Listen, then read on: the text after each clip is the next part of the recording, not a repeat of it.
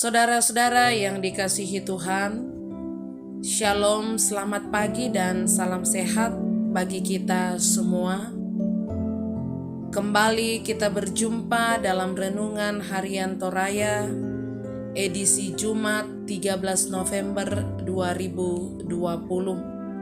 Mari mempersiapkan bacaan kita pada hari ini dari kitab Wahyu pasal 16 ayat 8 sampai 21, dan kita juga akan menaikkan doa syafaat kita. Mari kita berdoa untuk membaca firman Tuhan. Ya Allah, Bapa kami yang ada di sorga, kami bersyukur kepadamu pada hari ini Tuhan, oleh karena Engkau Allah yang mengasihi kami. Engkau Allah yang mengaruniakan kami kekuatan, kehidupan, dan kesehatan hari ini. Semua ini akan kami pakai Tuhan untuk melakukan segala tugas dan tanggung jawab yang Tuhan masih percayakan bagi kami masing-masing. Namun sebelum kami memulai segala hal ini, kami hendak mengawali dengan membaca dan merenungkan akan firman Tuhan. Biarlah Roh Kudus Tuhan yang menguasai hati dan pikiran kami, supaya kami dapat mengerti firman-Mu dengan baik, dan kami boleh menjadi pelaku firman yang setia. Ya Allah Bapa di sorga, ampunilah dosa kami, supaya kami senantiasa layak ada di hadapan-Mu. Berfirmanlah kepada kami, sebab sesungguhnya kami sudah siap mendengarkan firman-Mu.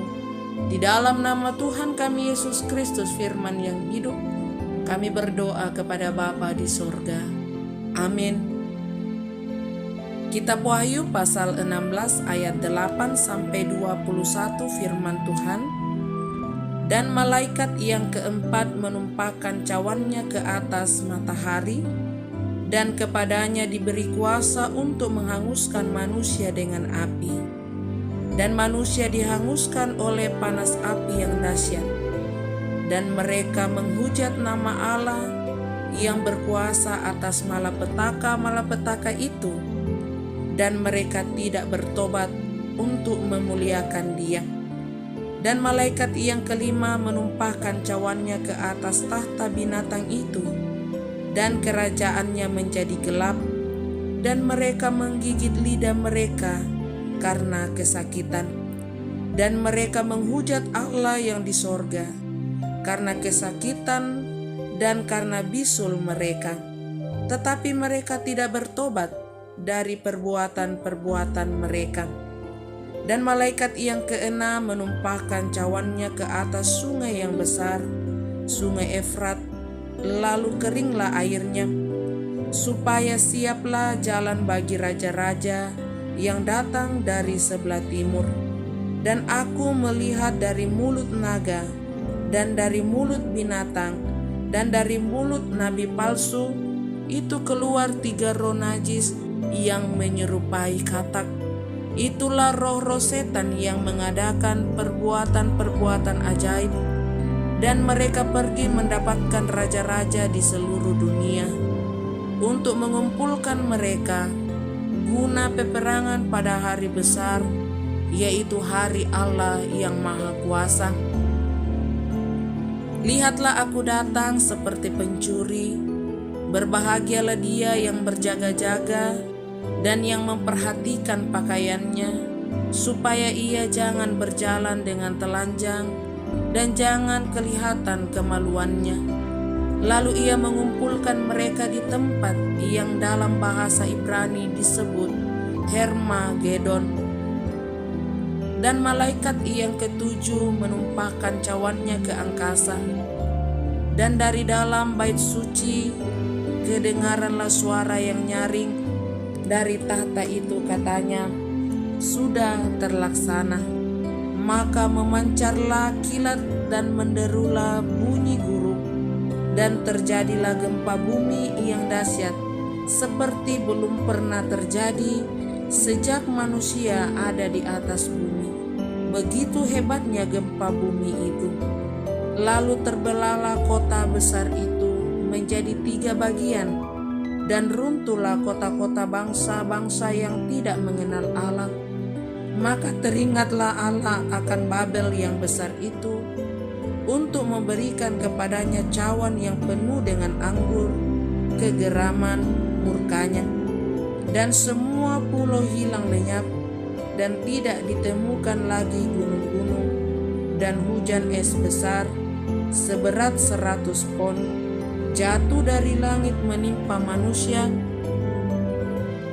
dan manusia menghujat Allah karena malapetaka hujan es itu, sebab malapetaka itu sangat dahsyat. Amin.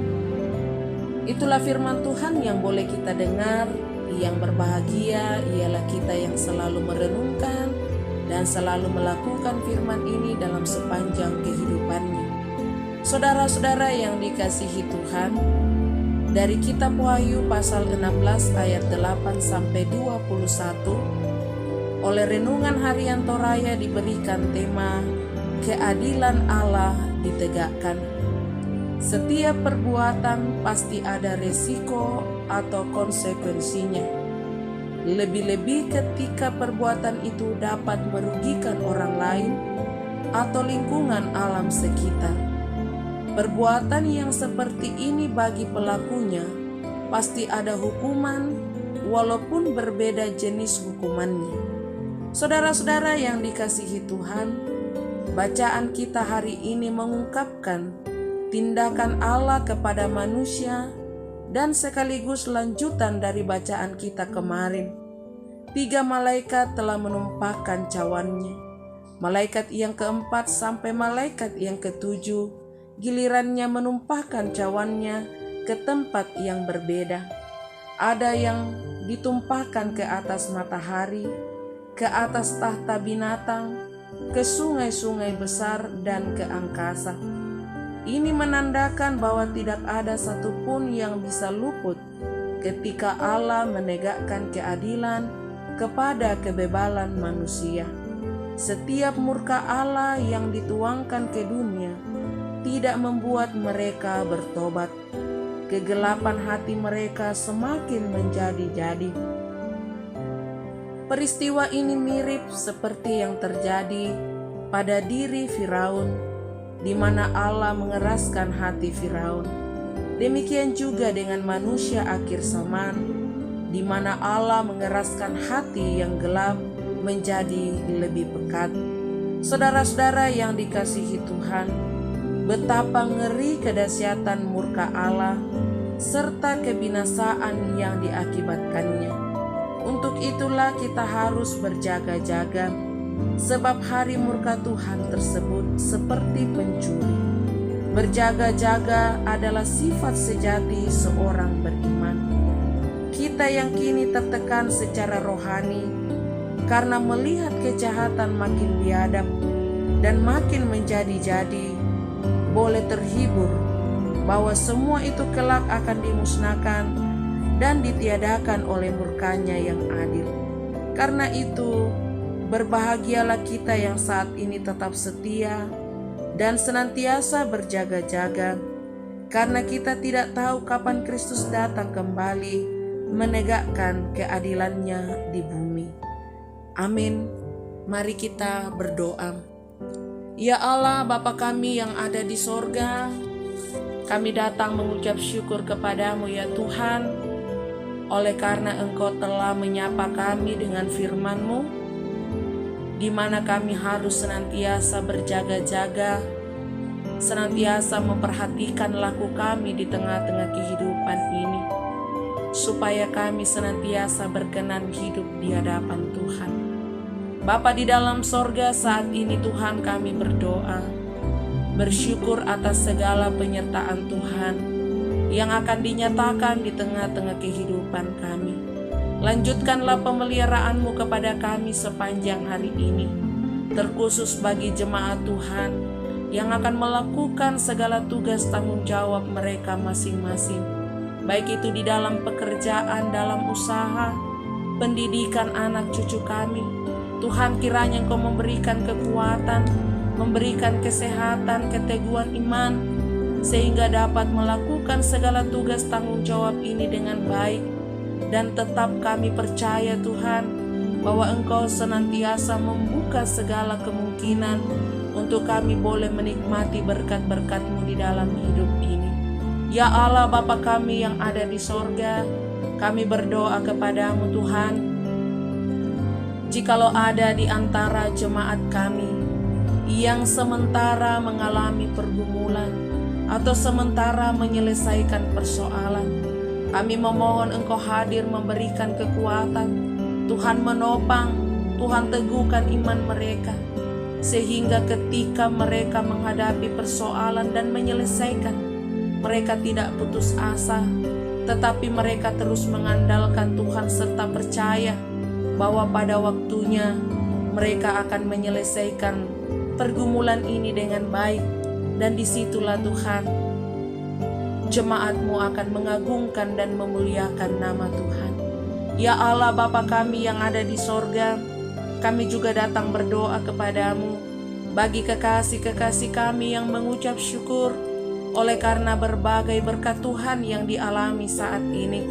Kami berdoa bagi kekasih-kekasih kami, Filesia, Kristabel, Alexandra, Abel, Rante, Somalinggi, Atlanta, Bungaran, Esther, Rupang, Victor, Tomo, Maramba. Berkatilah mereka semua dalam pertambahan usia 1 tahun hari ini, yang berulang tahun pernikahan, yang sembuh dari sakit, sukses dalam pekerjaan, usaha, pendidikan, bahkan berbagai berkat-berkat Tuhan yang diterima saat ini Tuhan. Biarlah dengan kesemuanya itu senantiasa memampukan kami untuk selalu mengucap syukur di dalam segala hal. Ya Allah Bapa kami yang ada di sorga, saat ini juga Tuhan kami datang berdoa bagi kekasih-kekasih kami yang masih di dalam proses pemulihan pengobatan. Tuhan, ke dalam tangan pengasihan-Mu kami menyerahkan kekasih-kekasih kami ini, baik itu anggota jemaat yang lanjut usia, mengalami sakit atau sementara berobat jalan dan tinggal di rumah. Tuhan, kami percaya Engkau mengasihi mereka yang sementara berobat jalan. Tuhan, ke dalam tangan kasih-Mu kami berdoa bagi kekasih-kekasih kami, Bapak Paulus Tangkelangi dalam pemulihan di rumah di Sudiang, Bapak Yusuf Katimang dalam perawatan di Rumah Sakit Tentara Semarang. Kami berdoa buat Ibu Ruth Linggi Allo, Dewi Tolonglangi, Bapak Joni Ropo dan Anat, Bapak Dawal Mangera, Bapak Simon Petrus, Ibu Ani Damasa, Nyonya Matius Rambung, Ibu Kristina Ape, Bapak Agustinus PK. Tuhan, ke dalam tangan kasih-Mu kami menyerahkan kekasih-kekasih kami ini. Engkau hadir untuk melawat, menjamah bagian tubuh mereka yang sakit. Tuhan, Engkau pulihkan, Engkau sembuhkan mereka menurut kuasa dan kehendak-Mu. Teguhkanlah iman percaya dari kekasih-kekasih kami yang sementara dalam proses pemulihan dan pengobatan. Biarlah di dalam kesemuanya itu Tuhan, mereka senantiasa mempercayakan hidupnya kepadamu. Bapa di dalam sorga, saat ini juga kami berdoa untuk penanganan pandemi COVID-19 yang masih berjalan. Tuhan, berkati pemerintah, tenaga medis, para peneliti dan siapapun yang terlibat dalam penanganan saat ini. Kami percaya bahwa jerih payah mereka tidak sia-sia. Pada waktunya pandemi ini akan berlalu dari kehidupan kami, diganti dengan kehidupan yang baru yang membawa sukacita dalam hidup kami. Bapa di dalam sorga, kami berdoa untuk rencana rapat anggota ke-17 PPGT Jemaat Telo Batua yang akan berlangsung pada tanggal 13 sampai 14 November 2020. Berkatilah rencana dari anak-anak kami ini. Pelaksanaan yang akan berlangsung Tuhan berkati. Jauhkan dari segala rintangan mara bahaya, sehingga Tuhan, rencana ini dapat berjalan menurut kuasa-Mu sendiri. Bapa di dalam sorga, kami mau menyerahkan kehidupan kami hari ini hanya ke dalam tangan pengasihan Tuhan. Dengarkanlah doa kami dan sempurnakan Tuhan. Di dalam nama Tuhan kami Yesus Kristus, Tuhan dan Juru Selamat kami yang hidup. Amin. Demikianlah renungan pagi kita saat ini. Selamat beraktivitas, Tuhan memberkati.